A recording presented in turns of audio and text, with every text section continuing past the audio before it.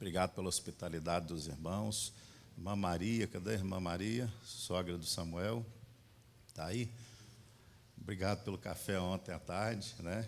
Deus recompense a irmã e pelos testemunhos ali que muito edificaram a minha vida. Queridos, eu sou o José Dito, sou pastor batista desde 2008, atuo ali na primeira igreja batista de Minas Gerais, né? É a primeira igreja batista em movimento, né? A primeira de Juiz de Fora, mas ela começou e parou um tempo. A nossa começou e seguiu. Então, nós avoramos aí para nós esse título de primeira, né, Samuel? Porque começamos e não paramos mais. Então, há 120 anos, o evangelho está sendo pregado ali. Estou ali no 9º ano, somos 2 pastores. Pastor Fernando mandou um abraço para a igreja. E ali nós temos, então, servido ao Senhor. Sou casado com a Jane, que ficou brava comigo, porque não deu para trazê-la, né? Ela falou, você vai para Congonhas e não vai me levar? Eu falei, vai chegar a oportunidade de você conhecê-la também. E tenho 3 filhos, né? Igual o Ronaldo aí falou que tem 3 filhos, né, Ronaldo? Jonatas, de 21, Manassés, de 14. Manassés, esse nome foi porque nós perdemos um filho em 2009, Davi. E o Senhor me deu, né, a promessa de que eu teria um substituto do Davi, e que era para eu colocar o nome de Manassés. Isso tudo antes da gravidez, tá, irmãos? Não sei se os irmãos creem nisso, tá? E aí ele veio, Manassés é aquele que faz esquecer, né? E realmente ele é a bênção na nossa vida. E a Esther, de 8 anos, que eu falo que ela é missionária, porque ela não foi planejada, né? Era um sonho desde recém-casados, ter uma menina que nunca vinha, vieram 3 rapazes, mas a Esther veio, então, confirmando assim a promessa do Senhor. É uma levita já adoradora e nos alegra muito o coração. Amém, queridos? Abra sua Bíblia, por favor, em Atos dos Apóstolos, capítulo 3, versículos 1 até o versículo 10. Quem está feliz aí, amado? Essa igreja é uma igreja em paz, irmão Ari. Vocês percebem isso? É uma igreja que está em paz, uma igreja feliz. A aula abençoada, Ronaldo. Deus continue usando sua vida, tá? Muito bem aplicada. Enquanto os irmãos adoravam aqui, o Senhor ia falando comigo, essa igreja está em paz. Glória a Deus. Porque a gente sabe que esses processos não são fáceis, né?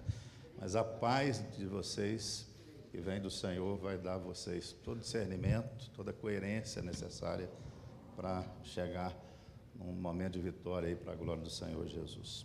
Obrigado, filhão. Diácono Mirim aqui. Como é que ele chama? Emanuel. Obrigado, Emanuel. Diz assim, querida palavra do Senhor, eu quero conversar com vocês aqui brevemente, de forma bem sintetizada aqui, sobre o seguinte tema: avivamento fora do templo. Amém? Guardou aí? Avivamento fora do templo. Olha o que diz a palavra do Senhor. Pedro e João estavam se dirigindo ao templo para a oração das 3 horas da tarde. Eu estou usando aqui a Nova Almeida atualizada, tá, irmãos? Estava sendo levado um homem coxo de nascença, que diariamente era colocado à porta do templo, chamada Formosa, para pedir esmolas aos que entravam. Quando ele viu Pedro e João, que iam entrar no templo, pediu que lhe dessem uma esmola. Pedro, fitando-o juntamente com João, disse, olhe para nós. E ele os olhava atentamente, esperando receber alguma coisa. Pedro, porém, lhe disse, não possuo nem prata e nem ouro, mas o que tenho, isto lhe dou. Em nome de Jesus Cristo, o Nazareno, levanta-se e ande. Pegando na mão direita do homem, ajudou a levantar, e imediatamente os seus pés e tornozelos se firmaram, e dando um salto, ficou de pé. Começou a andar e entrou com eles no templo, pulando e louvando a Deus. Todo o povo viu o homem andando, louvando a Deus, e reconheceram que ele era o mesmo que pedia esmolas, assentado à porta formosa do templo. e ficaram muito admirados e espantados com o que lhe tinha acontecido. Podeis assentar, queridos. Amados, eu glorifico a Deus quando ainda encontro, né, na nossa jornada aí ministerial, igrejas ainda sensatas, tá, equilibradas, com um louvor pujante, né, uma adoração cristocêntrica, centradas na palavra, no estudo da palavra, porque o que a gente está vendo hoje, nesse evangelicalismo, né, que está espalhado por aí, são igrejas que querem um avivamento para dentro. Sim ou não? Estou exagerando?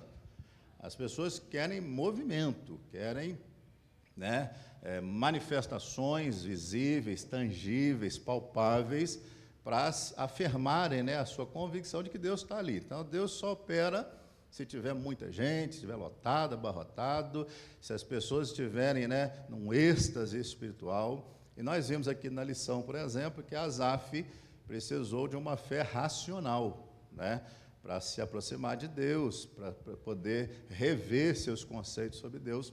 Então, a nossa fé, por mais que ela toque as nossas emoções, nos faça chorar às vezes, ela é sobretudo racional.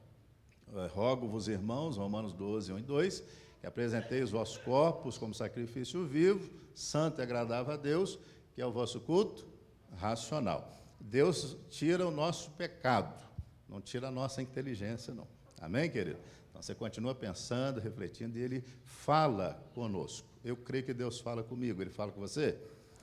Deus, via de regra, amado, Ele quer que a gente se ajunte para crescer, para beber da palavra, para alimentar da palavra, para orarmos, intercedermos uns pelos outros, para nós termos mais fome, para que quando sairmos por aquela porta, a gente possa, então, entornar, transbordar naqueles que convivem conosco. É um colega de trabalho, né, Ronaldo? Que está precisando ali de ser liberto, está precisando de ser abençoado, alcançado, e nós somos a boca de Deus no mundo, nós somos as mãos de Deus lá fora, nós somos os pés do Senhor lá fora, nós somos o corpo de Cristo, continuando a missão que Ele começou e consumou lá na cruz do Calvário. Então, o avivamento que Deus quer para a igreja é um avivamento da porta para fora. E essa pessoa aqui, paralítica de nascença, é uma metáfora, amado. Tá? É uma ilustração, é uma amostragem do mundo que jaz perto do reino, mas sem salvação. O que é a porta do templo? É praticamente o templo, mas não é o templo. Há pessoas, amados, que convivem conosco, e eu acredito que tem alguém assim na sua família, na sua casa, nós lidamos com isso o tempo todo, com esposas que sonham ver o marido salvo, maridos que sonham ver as esposas salvas, pais que sonham ver os filhos salvos, etc. Né? Empresários que sonham ver seus funcionários e companheiros de trabalho salvos, que estão perto, às vezes tem uma religião, às vezes professam um dogma, uma fé, um conjunto de práticas religiosas, mas estão perdidos, irmãos. Preguei uma série de sermões recentemente, não sei se Samuel vai lembrar, intitulada Quase Cristão. E enumerei ali várias pessoas na Bíblia que estiveram perto do reino, mas morreram e foram para o inferno. Ananias e Safira, por exemplo, morreram ofertando. E a Bíblia diz que Satanás encheu o coração deles. Então, não há muita certeza se foram salvos. Amém ou não, querido? A gente precisa pedir ao Senhor, toda vez que a gente reúne, toda vez que a gente se ajunta, toda vez que fica ao redor da palavra, Senhor, que isso gere mais fome no meu coração. A gente, às vezes, pensa assim, eu vou reunir para saciar, né? A igreja se junta para ficar com mais fome, para ficar com mais apetite, para lá fora, então, ela entornar esse povo que está precisando tanto de salvação. Amados, esse texto, ele nos ensina como que a gente pode trazer as pessoas que estão perto do reino, mas estão perdidas, para dentro da igreja. E eu tenho certeza que esse é o seu desejo. Amém? Quem sabe um dia ter que construir um outro templo, ter que comprar um outro terreno, né? O irmão José me contou aqui dos primórdios, né? Como foi difícil a luta para conseguir o terreno, mas isso prova que Deus tem recursos para que a obra dele avance. Então, se você sonha com isso, amado, em ganhar alguém para Jesus, que essa é a sua missão, sonha em levar alguém a Cristo, sonha em trazer aqueles que estão paralisados pela religiosidade, pelo pecado, pelo mundanismo, pelo secularismo, para dentro da casa do Senhor, eu vou te dar algumas orientações bíblicas aqui. Primeiro, oração. Pastor, já ouvi isso várias vezes, tá? Vai trocar cebola aí, vai chover no molhado. Irmãos, observemos que a oração não é tão simples assim como a gente pensa. A Bíblia diz que Pedro e João, versículo 1 do capítulo 3, estavam se dirigindo ao templo para a hora da oração nona, talvez em algumas versões aí. Na minha Nova Almeida atualizada aqui, a oração das 3 horas da tarde. Eles tinham o hábito de orar. Eles tinham costume de orar. Deus, via de regra, amado, não usa quem não ora. Não usa. Aliás, a pessoa que não ora, ela pode facilmente ser usada pelo diabo. Por Deus, não. E como que é essa oração, amado, que tira as pessoas da porta lá de fora e trazem para a casa do Senhor? Primeiro, é uma oração disciplinada. Eles oravam, eles tinham o hábito de orar 9 da manhã, meio-dia e 3 da tarde. 3 da tarde é a oração nona. Eles oram 3 vezes ao dia. Lembra de Daniel, que orava, tinha costume de orar? A Bíblia diz que quando houve o decreto do rei, Daniel foi para casa e fez o que lhe era comum. Ele não deixou para orar na hora da luta. Ele não deixou para orar na hora da dificuldade, na hora da perseguição, da iminência da morte. Ele orava. Era costume fazer, ele fazia 3 vezes por dia. Amados, esses discípulos sabiam, e eles estavam indo orar onde? No Asaf. Eles estavam indo orar onde?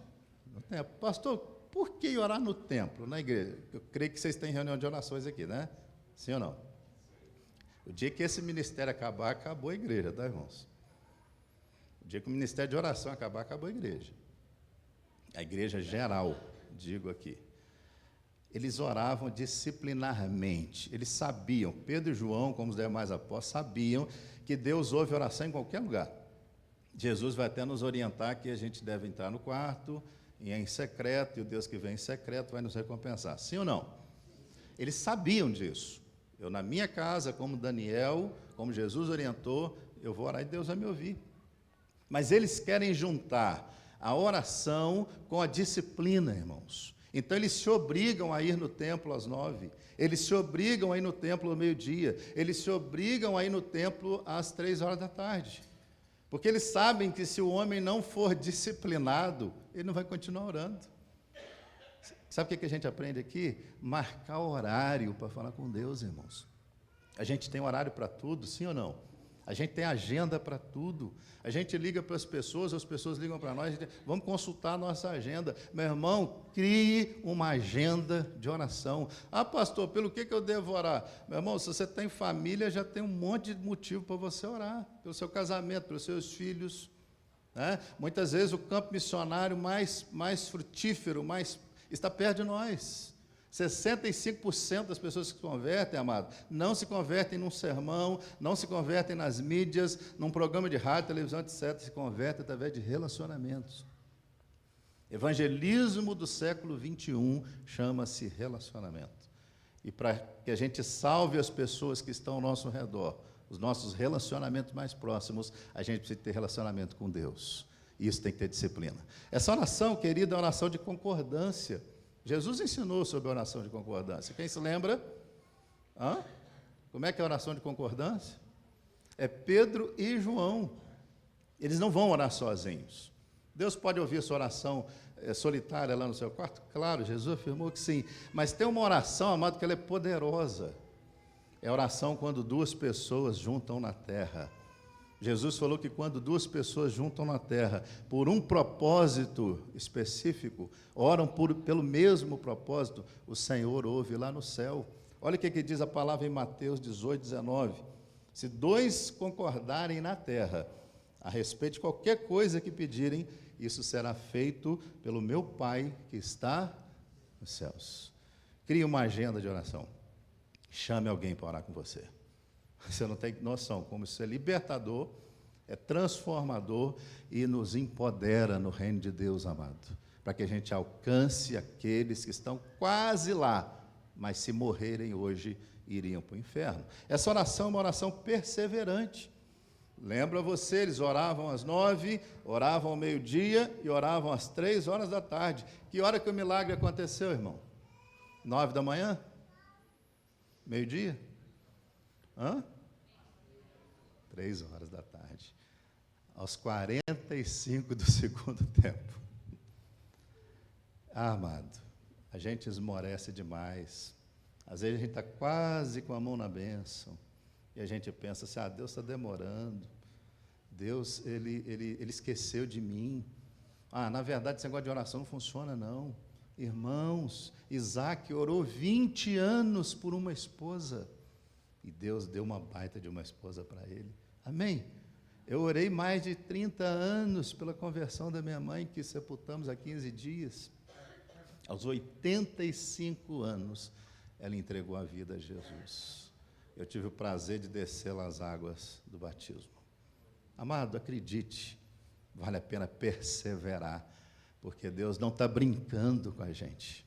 Nós somos o povo dele, ele é fiel para cumprir. A palavra de Deus diz que de todas as promessas de Deus a Israel, nenhuma deixou de ser cumprida. Não é com você que Deus vai brincar. Amém? Então peça a Deus, Senhor, me ajude a desenvolver essa vida de oração disciplinada, perseverante e em concordância com alguém, para que nós possamos dividir esse fardo e receber juntos aí a vitória do Senhor. A unidade, amado, é outro fator fundamental. E eu percebo que, graças a Deus, uma unidade aqui, né? Estou enganado, Ronaldo? Estou enganado, Ari? Parece que a igreja está unida, está junta num propósito. A gente percebe em outras igrejas que não estão. Tem um puxando para um lado, tem um puxando para o outro. Deus, ele opera via de regra no meio da comunhão, amados.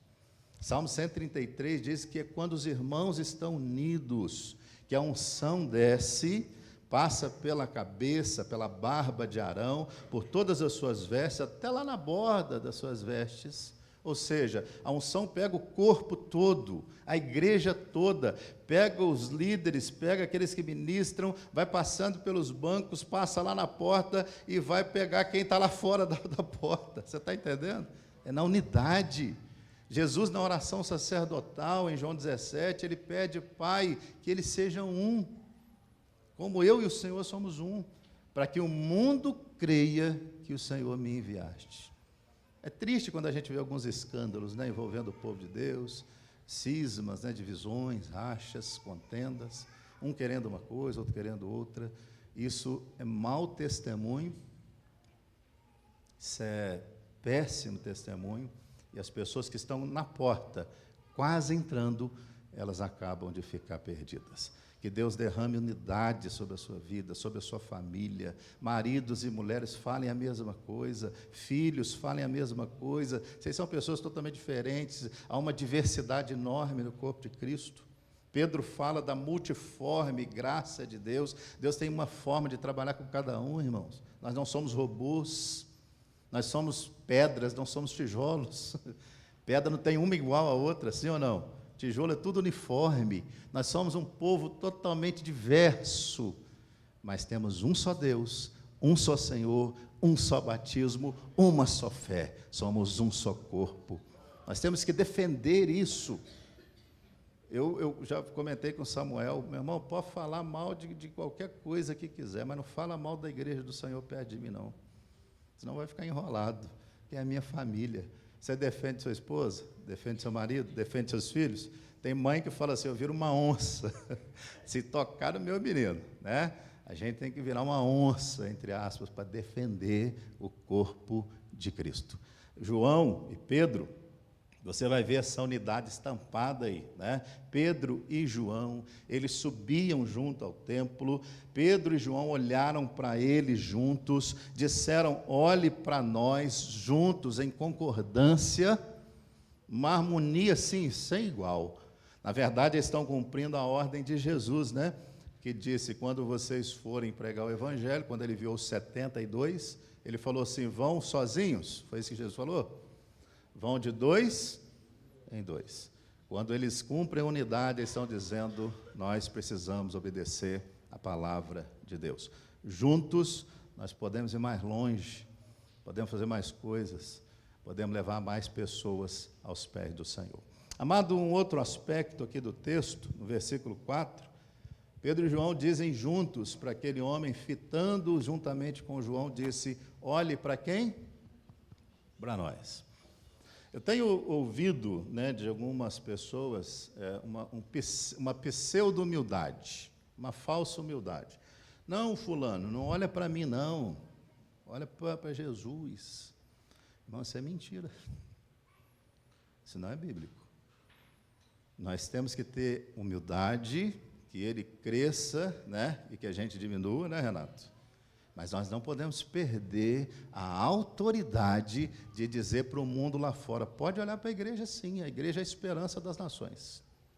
Pode olhar para mim sim, porque eu sou um referencial de Cristo na terra, eu sou sal da terra e sou luz do mundo. A gente se esconde atrás desse falso argumento, né, dessa mentira do inimigo, para nos esquivarmos do nosso testemunho. Não, perfeito é só Deus, só Ele é infalível. Irmão, você é sal da terra e é luz do mundo. Tem meninos e meninas que crescem numa sala de aula, vão para a faculdade, o colega que cresceu ali, estudou, não sabe que menino é crente. Já viu alguma coisa assim? Ou só acontece lá em Ipanema isso?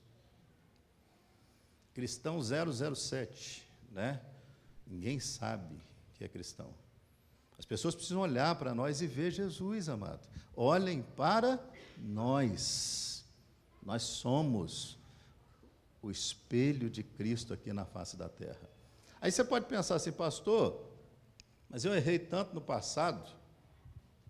Como é que eu vou chegar para a pessoa e falar assim, olha para mim, minha vida pregressa é ruim, eu fiz algumas coisas erradas. Quem não teve uma dificuldade no passado aqui, levanta a mão.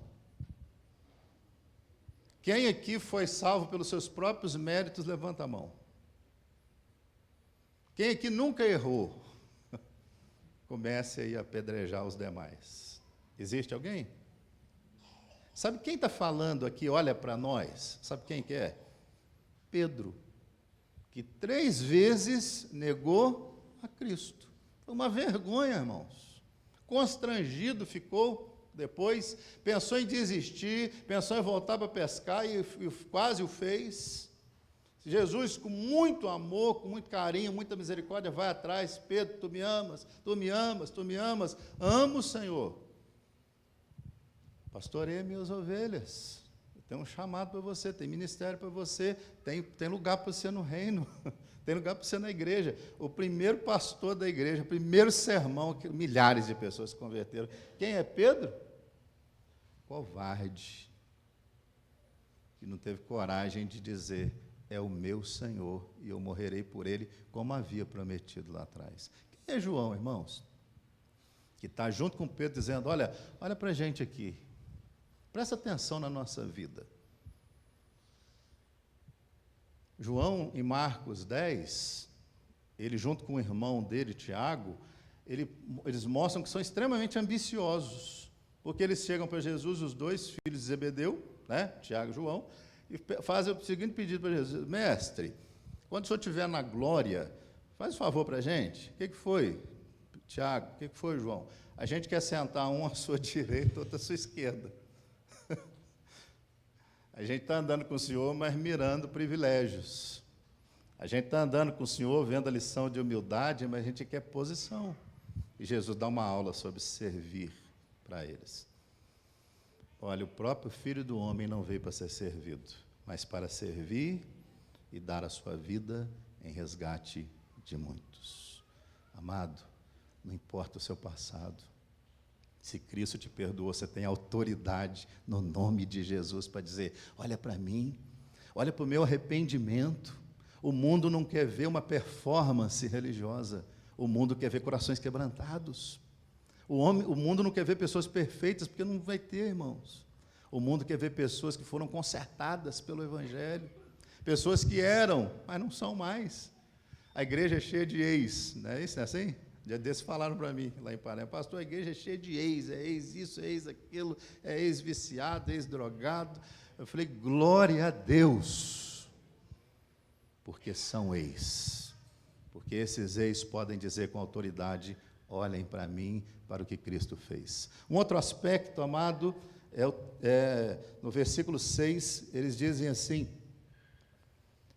Pedro, porém, lhe disse, não tenho ouro e nem prata, mas o que eu tenho eu te dou em nome de Jesus Cristo, o Nazareno, levanta-se e anda. A igreja precisa de poder. Poder. Dínamos, dinamite. Quando Jesus falou assim, vocês vão receber poder ao descer sobre vós o Espírito Santo e serão minhas testemunhas aonde? Fora do templo. Em Jerusalém, Judéia, Samaria e até os confins, não saiam da cidade. Não é na força do braço, não é na eloquência das palavras que as pessoas vão entrar no templo saltando, glorificando a Deus salvas. Não é, amado, no nosso histórico, religioso ou não, é no poder de Deus que as pessoas são salvas. Pelo Senhor Jesus, são curadas, são transformadas. Amados, quando eu leio isso aqui, eu glorifico a Deus por eles não terem dinheiro, Ronaldo, naquele dia. Porque se eles tivessem dinheiro, talvez dariam dinheiro para o homem. Mas eles não têm dinheiro, mas têm poder. Hoje, glórias a Deus pelos recursos, pela tecnologia, por tudo que alcançamos como povo de Deus. Mas, infelizmente, às vezes a gente perde o poder de Deus, porque a gente acha que o poder são os recursos dessa terra. Em nome de Jesus, amado, eu creio que o Espírito Santo, Ele atua nesse lugar, atua na sua vida, e Ele quer tomar conta da sua vida, para que as pessoas sejam alcançadas pela graça de Deus. Pastor, como é que eu consigo esse poder que estava sobre Pedro e João? Você tem que crer na promessa e aguardar em obediência. Atos 1:8, vocês vão receber poder. Fiquem na cidade, não saiam. E eles aguardaram, sim ou não? 1 Coríntios 15, amado, versículo 6, diz que Jesus, depois que ressuscitou, ele andou aproximadamente 40 dias entre as pessoas, e de uma vez só ele apareceu para 500 pessoas. Paulo diz isso aos coríntios. Provavelmente todas essas pessoas, mais de 500, acredito, ouviram a promessa, fiquem e vocês vão receber poder do alto para então trazerem aquelas pessoas que estão paralisadas no mundo espiritual para dentro da casa de Deus. Só que a Bíblia diz em Atos 1:15, antes do derramar da promessa, do poder do alto, que validaria a mensagem que eles pregariam, que só tinham 120 pessoas no cenáculo. Você já prestou atenção nesse detalhe, sim ou não? Apareceu para um monte de gente, para 500 de uma vez só. Mas no dia do cumprimento da promessa, que não estava agendado, ninguém sabia quando seria. Só 120 pessoas estavam lá. Quantos desses 120 perderam a bênção? Ninguém. Se você crê na promessa e aguardar com paciência e obediência, o poder de Deus será derramado sobre a sua vida. Você já tem o Espírito Santo. Você não precisa recebê-lo de novo. Tem alguém salvo aqui? Que tem o selo do Espírito Santo na sua vida? Não é o tanto, poder de Deus não é o tanto que você tem do Espírito. Não, o fulano é cheio do Espírito. Enchei-vos do Espírito, é uma ordem. O fulano é cheio do Espírito, ele fala em língua, ele revela, ele sonha, ele faz isso, ele tem visões. Não é isso, irmão. Ser cheio do Espírito é o tanto que ele tem de nós. Não é se eu falo em línguas, é se eu controlo a língua. Consegue entender? Porque às vezes nós vamos ganhar pessoas lá no mundo sem palavras, irmãos. Sem falar um A.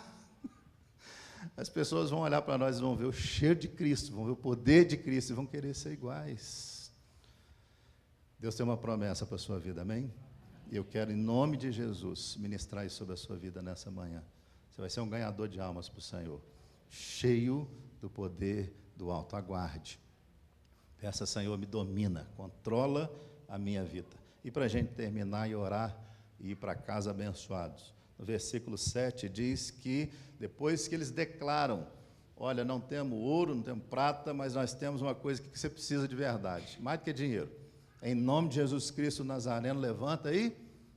O que eles fizeram depois da profecia, da declaração profética ali?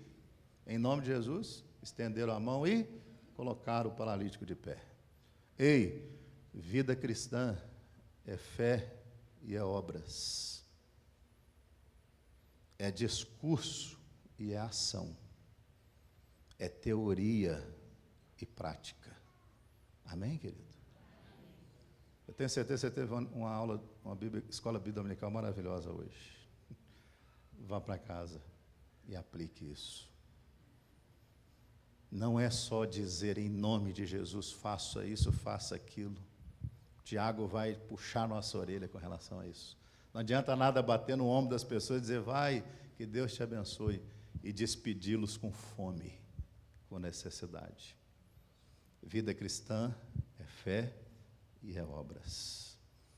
É dizer, levanta, eu tenho fé suficiente para dizer que você vai se levantar, mas ao mesmo tempo estender a mão e colocar a pessoa de pé. Tem gente que antes de querer o evangelho, amados, ela vai querer o Jesus que habita em você.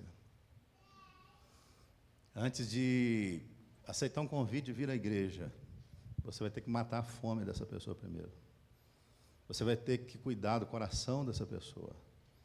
Você vai precisar cuidar da alma dessa pessoa, das emoções dela, para depois, então, ministrar em nome de Jesus. Levanta e anda. Tem alguém aqui nessa manhã que quer ser poderosamente usado pelo Senhor? Que conhece pessoas que estão quase lá, mas se morrerem hoje vão para o inferno. Deus quer usar, você não veio aqui à toa, não veio aqui em vão, Deus tem um propósito nesse encontro. Essa semana ainda, acredite nisso, Deus vai colocar situações na sua vida, situações na sua história, na sua escola, no seu trabalho, que vão fazer você lembrar disso. Eu estou aqui nesse lugar com um propósito, com uma missão, eu vou levantar essas pessoas, vou colocar essas pessoas de pé para a glória do Senhor. Se você quer fazê-lo, fique de pé no seu lugar, quero orar pela sua vida, vá colocando aí sua vida diante do Senhor. A Bíblia diz que aquele homem amado que jazia ali, talvez anos a fio, numa rotina terrível, indigna, ele entrou no templo saltando e glorificando a Deus. Porque essa manifestação, né, esse estereótipo aí de tanta alegria, porque quem encontra Jesus não tem como se conter, quer contar para todo mundo. Foi a forma dele mostrar, olha gente, estou salvo, estou liberto. Eu creio em nome de Jesus que você vai ser usado para que pessoas entrem aqui, passem pelo batistério, e vai ter um santo orgulho no coração. Deus me usou para aquela pessoa encontrar a salvação. Peça a Deus aí, Senhor, me ajuda, Pai, a discernir o mundo ao meu redor, a ler o tempo, as estações. É um tempo caótico, é um tempo onde o pecado está proliferando no mundo. Aliás, é um cumprimento das profecias que o Senhor mesmo nos deixou, de que por multiplicar a iniquidade, o amor de muitos se esfriaria. E, ó Deus, nós estamos inseridos nesse contexto e não tem como fugir dele. É para isso que o Senhor deixou a igreja no mundo, Pai. É para isso que o Senhor colocou a igreja no mundo, para ser luz que brilha nas trevas, para ser sal que dá sabor a esse mundo insípido, ó Deus. Em nome de Jesus, usa o teu povo aqui nessa localidade. Usa os teus servos aqui nesse lugar.